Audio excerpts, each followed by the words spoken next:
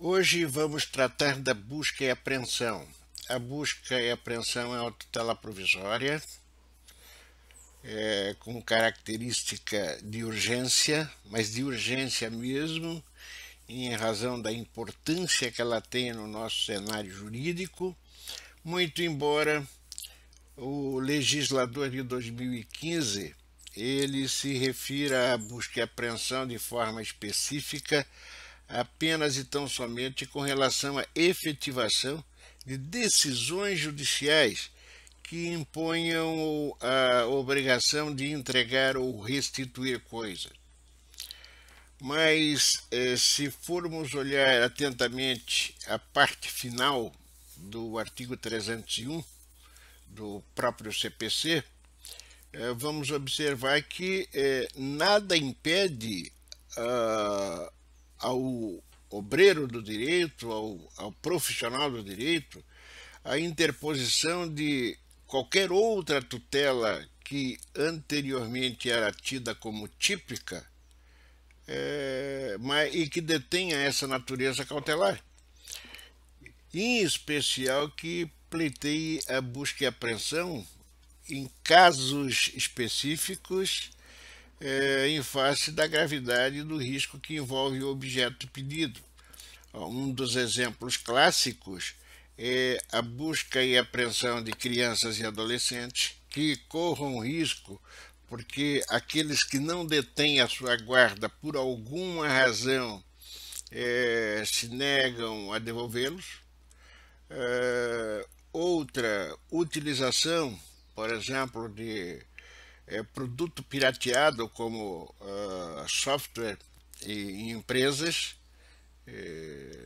causando com isso prejuízos ao detentor da propriedade intelectual.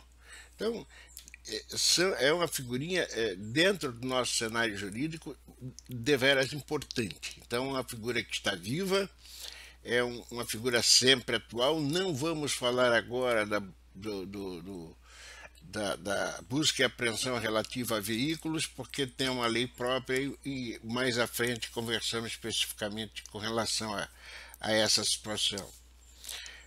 Por esse motivo, com relação especificamente à busca e apreensão, a alteração que ocorreu com o Código de 2015, o Código de Processo Civil de 2015, refere-se apenas e tão somente à formulação do pedido principal, quando a medida vier a ser concedida em caráter antecedente, e a busca e apreensão normalmente, geralmente, na sua grande maioria, ela é concedida em caráter antecedente, exceto às vezes quando se trata de busca e apreensão de incapaz, onde às vezes já ou teve ou irá ter um processo assim instaurado. Então, qual a modificação? É que o pedido agora ele deve ser formulado nos mesmos autos em que o pedido de tutela cautelar foi deduzido. Essa norma está lá no artigo 308. Ou seja, o processo cautelar está morto, cremado, enterrado, mas a tutela cautelar, como já disse outras vezes, ela persiste, ela existe, ela continua viva. O nosso saudoso e eterno jurista Pontes de Miranda, ao fazer uma distinção, que é o que todo acadêmico pergunta, né, entre a tutela cautelar e a tutela antecipada, ele asseverava o seguinte, né? A tutela cautelar, ela garante para satisfazer, já a tutela antecipada satisfaz para garantir. Então, espero que que é muito claro, está muito definido, que esse questionamento já termine com essa expressão de Pontes de Miranda nos comentários ao Código de Processo Civil. Embora essa obra seja de 74, refira-se à tutela antiga, mas ela permanece até os dias atuais, né? a essência da tutela permanece até os dias atuais.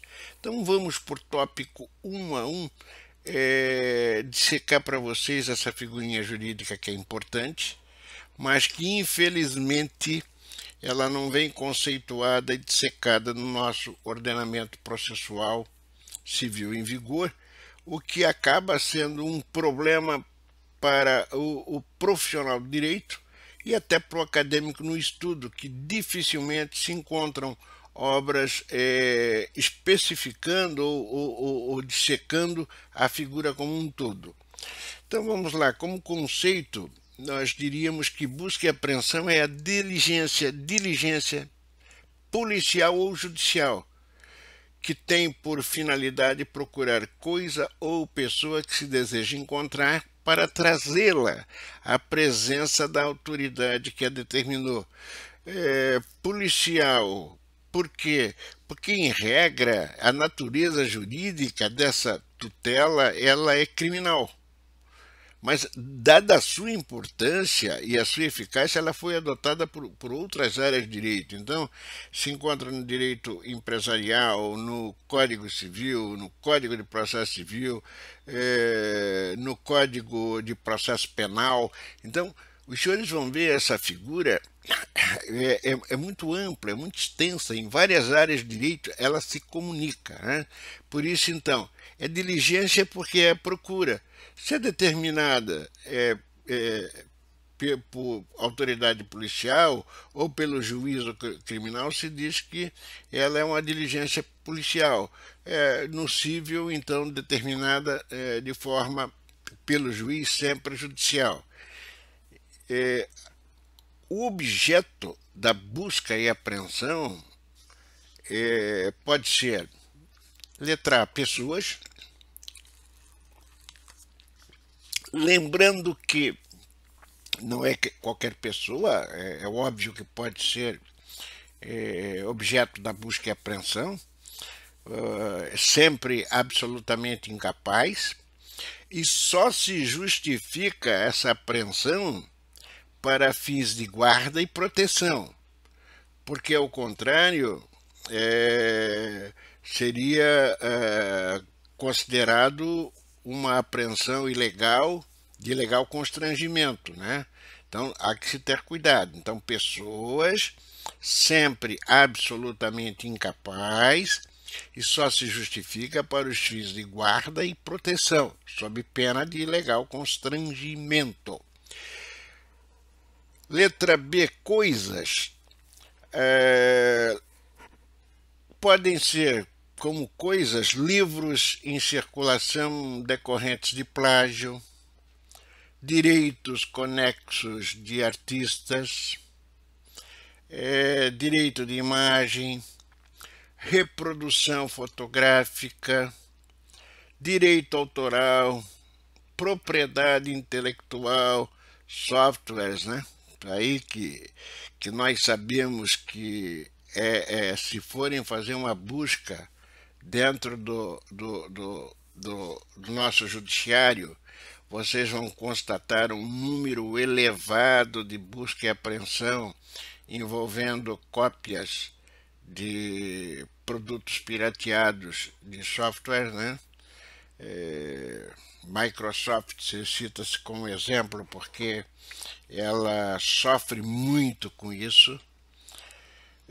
A característica fundamental da busca e apreensão é urgência. A urgência da medida é algo que não pode esperar, é algo que não pode aguardar, é algo que eu não posso delegar para um momento posterior. Ou seja, o caso, se eu tiver, por exemplo, que realizar a busca e apreensão de um menor porque o pai não devolveu nos termos fixados num acordo em juízo, e há uma suspeita de que ele vai viajar para um outro país ou qualquer outra situação com esse menor, se não for buscá-lo imediatamente, os efeitos serão catastróficos. Então, há que se determinar, deferir essa medida de plano e pronto, e cumpri-la o mais rápido possível. Vamos lá, produtos pirateados. Quanto mais tempo for utilizado um software, por exemplo, sem licença de uso, é prejuízo diário que eu estou causando para o detentor da propriedade intelectual daquele produto. A venda de produto falsificado, de qualquer marca aí, Lacoste, Tommy, sei lá, imaginem vocês, né? Aí camelôs ou coisa que o valha, a continuidade, quanto mais tempo esse produto ficar sendo comercializado, maior prejuízo o detentor da marca acaba tendo. Então é importante que a medida seja concedida de plano e de pronto. A busca e apreensão na alienação fiduciária é fundamental agora que prestem muito bem atenção com relação a essa distinção. A tutela de natureza cautelar de busca e apreensão é uma coisa. A ação de busca e apreensão fundamentada na alienação fiduciária em garantia, que tem como base o Decreto-Lei 911 de 1º de outubro de 69. Esse decreto ele alterou o artigo 66 da Lei 4.728 de 65 e estabelece normas exclusivas e específicas do processo para os bens que foram adquiridos, os bens móveis duráveis adquiridos sob a alienação fiduciária em garantia. Essa lei é uma lei muito importante porque ela realmente objetivou trazer garantias a essas operações de compra e venda de bens móveis duráveis, tanto que existe hoje uma lei específica também relacionada para imóvel, de tão perfeita que essa lei mas vai ser objeto de estudo com o professor da cadeira de Direito Empresarial. Aqui hoje o que nos cabe fazer é uma distinção entre uma coisa e outra, o que é uma tutela provisória de natureza cautelar, né?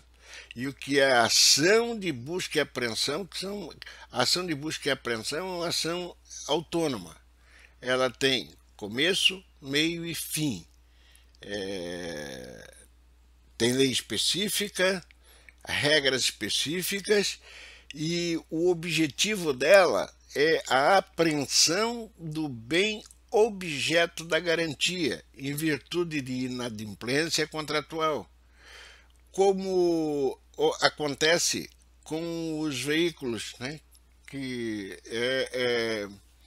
é o ponto-chave e o que mais se conhece, né? A apreensão de veículos decorrentes de atraso, de pagamento por financiadoras ou coisa que o valha. Então, só que a liminar que é concedida por força dessa lei, ela tem natureza cautelar, mas ao mesmo tempo que ela tem natureza cautelar, ela também agrega natureza satisfativa, porque a situação ela é específica, ela é diferente.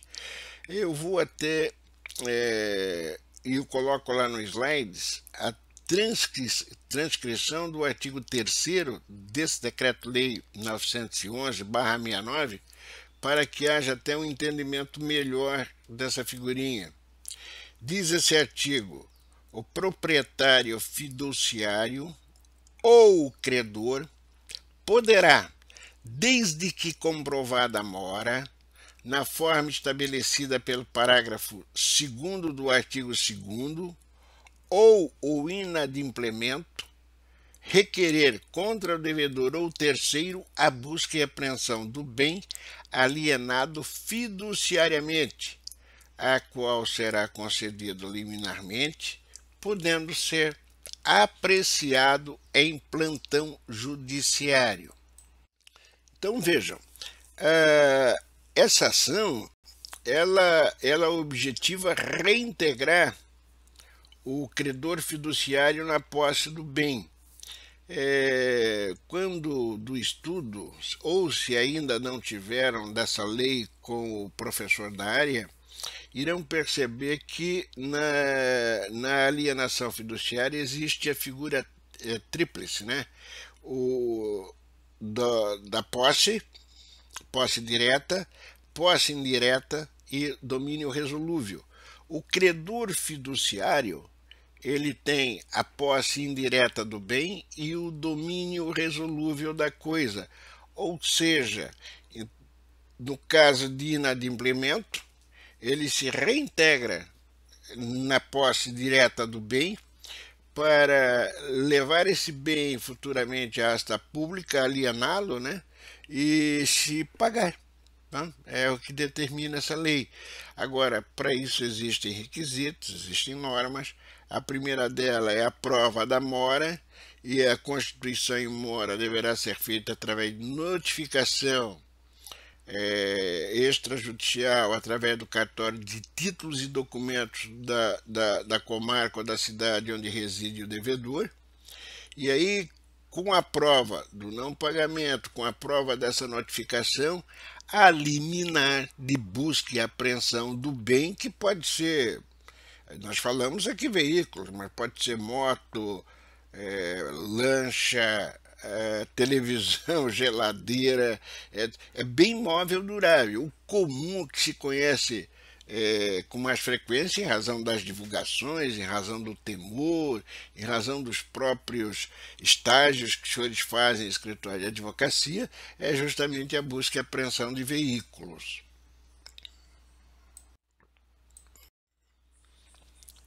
Diante desse quadro todo, há que se perceber que, em face até das suas peculiaridades, né, onde se procura aprender o objeto indicado na inicial para depósito, no caso de crianças, por exemplo, a entrega para quem detém a sua guarda, quando for coisas que sejam destinados a depósito em algum lugar para evitar que o dano seja um pouco maior, não há que se falar nessa medida em substituição por caução, tá? É heresia jurídica. Então, esqueça tanto, que deixei bem claro lá dentro do slide, é impossível se substituir a busca e apreensão por caução. Não há nem que se cogitar ou imaginar. As espécies antecedentes, sempre que ela for base para o pedido principal, e incidental quando já estiver tramitando o pedido principal. A legitimidade também é algo que se discute aqui, tratando-se de medida de cautela que objetiva assegurar o resultado prático de outro processo. A busca e apreensão só pode ser proposta entre aqueles que serão parte do pedido principal, ou seja, não pode ser interposta como terceiro, como existe a possibilidade, por exemplo, no arresto, que eu vou buscar o bem aonde ele se encontra e posso envolver esse terceiro no processo. Aqui eu vou buscar onde se encontra o bem, ok, ou onde se encontra a pessoa ou coisa, mas eu tecnicamente a ação, a legitimidade de polos ativo ou passivo, só aqueles que possuem a legitimidade para o pedido principal. A eficácia também aqui é importante, né? Sempre cumpre destacar que em todas as tutelas cautelares concedidas em caráter antecedente, que essa é uma medida típica em que realmente a medida sempre, ou na maioria das vezes, ela é concedida antes de iniciar o pedido principal. Na pior das hipóteses, dependendo do quadro, a situação ela pode ser feita em conjunto, mas é muito difícil em razão da urgência mesmo da medida. Então o que se preocupa de plano e de pronto é com a tutela. Então a eficácia há que se deixar mais uma vez claro que efetivada a medida, que é o cumprimento da medida, que foi concedida em caráter antecedente, e a partir daí prova-se o cumprimento juntando nos autos a prova desse cumprimento. Começa no primeiro dia útil após a fluir o prazo de 30 dias para que o autor formule o seu pedido principal na forma disciplinada pelo artigo 308, caput do nosso ordenamento processual civil. O artigo 298 também é do CPC, né, que fala sobre a competência. Ele disciplina que se a busca e a apreensão, quando for incidental, ela será requerida, né, ao juízo onde tramita o processo, e quando antecedente, o pedido principal é que vai definir a competência para o requerimento da busca e apreensão. Procedimento, provas, justificação prévia, segredo de justiça, audiências, muito importante. O juiz pode, antes da concessão ou não da medida requerida em caráter antecedente, ouvir testemunhas em justificação prévia. Essa justificação prévia é sem a participação do requerido, porque com o intuito de firmar o seu convencimento. Lembrando que é uma medida que ela deve ser requerida inaudita altera parte, se não for assim,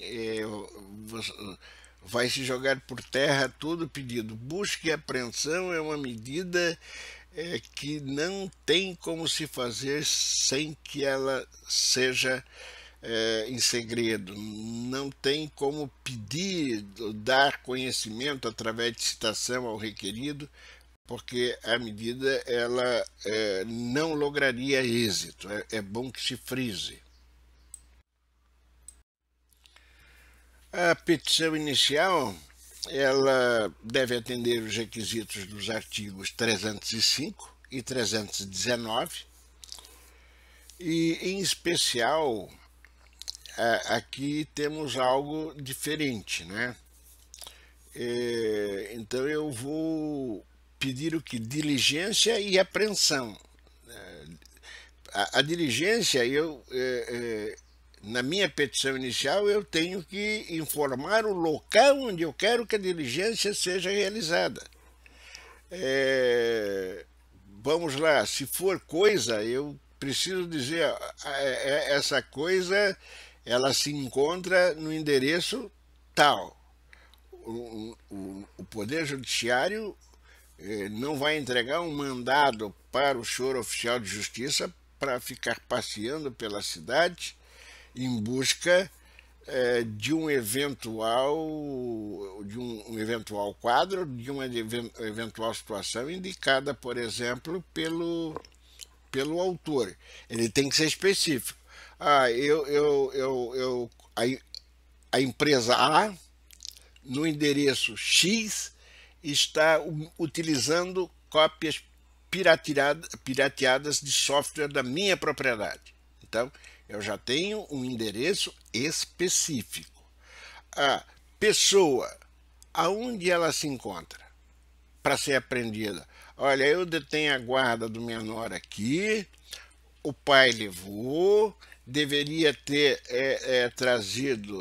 devolvido essa criança ontem às 17 horas, não devolveu, Já estamos no dia seguinte, são 10 horas, o endereço dele é esse e está lá. Ah, mas se chegar lá e não encontrar ninguém, mas se alguém no local informar, olha, não está aqui, ele foi para o endereço X, nada impede que essa diligência se estenda, autorizada pelo magistrado, a esse novo local e essa nova situação.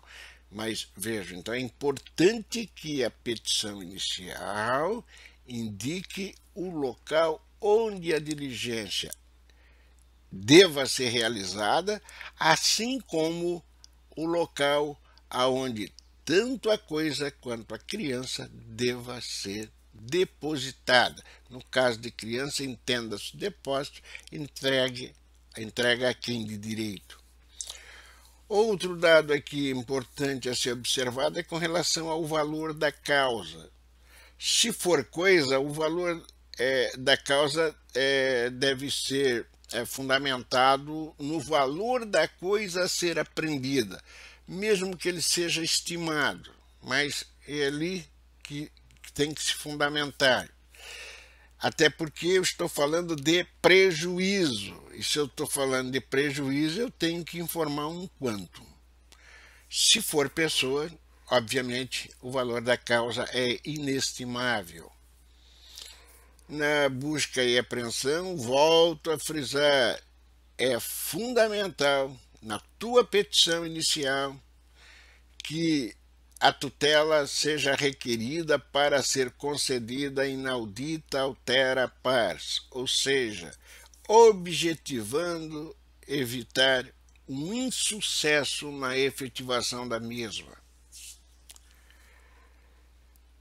Julgando não preenchidos os requisitos da busca e apreensão, com justificação ou não, o juiz profere sentença, motivando de modo claro e preciso o seu convencimento, artigo 298 do CPC, extinguindo o pedido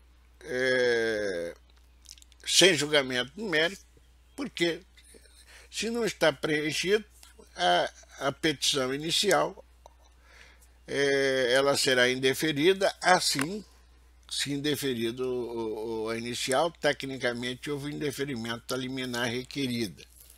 Às vezes, ele pode indeferir só a liminar e manter o pedido, mas é muito difícil. É muito difícil porque importaria na citação e aí tudo aquilo que se pretende iria de água abaixo. Por isso, o indeferimento da liminar, ele geralmente impõe de consequência no indeferimento do pedido. Agora, deferido o pedido, e automaticamente a medida será executada, após o que o réu será citado para que no prazo de 5 dias conteste querendo o pedido e também na mesma peça já venha indicar as provas que pretenda produzir. Essa norma está também no artigo 306 e é uma regra geral para as tutelas provisórias. Então é bom observar esse detalhe. O cumprimento da medida é outro detalhe a ser observado atentamente, tá? Porque a tutela de busca e apreensão, ela no seu cumprimento, ela tem que obedecer alguns requisitos básicos. Primeiro, deve ser cumprida por 2 oficiais de justiça. 2 oficiais de justiça. Segundo, é necessário que os oficiais se façam acompanhar de força policial. Olha, busca e apreensão sem força policial, mesmo que seja de criança, é risco. Agora, é um requerimento que já deve ser feito na petição inicial, tá? Então, é importante que já se atente para esse detalhe. Arrombamento quando necessário, se realiza no cumprimento do dever legal. O que é o arrombamento? A pessoa se tranca na casa, diz que não vai entregar o menor, ou coisa que o valha, ameaça fazer isso ou aquilo, põe em risco a saúde, segurança. Então, às vezes é necessário o arrombamento, como se houver produto pirateado, impedir que baixar as portas, impedir que os senhores oficiais de justiça entrem, coisa que o valha, precisa realmente ser arrombado para caracterização desse quadro e dessa situação. Importante ainda a presença, né, 4, de duas testemunhas para validar o ato. Para dizer que não houve excesso no cumprimento do mandado, que acompanhou, e coisa que o valha. 5. Em se tratando a busca e apreensão de coisas. Então prestem atenção. Em se tratando a busca e apreensão de coisa.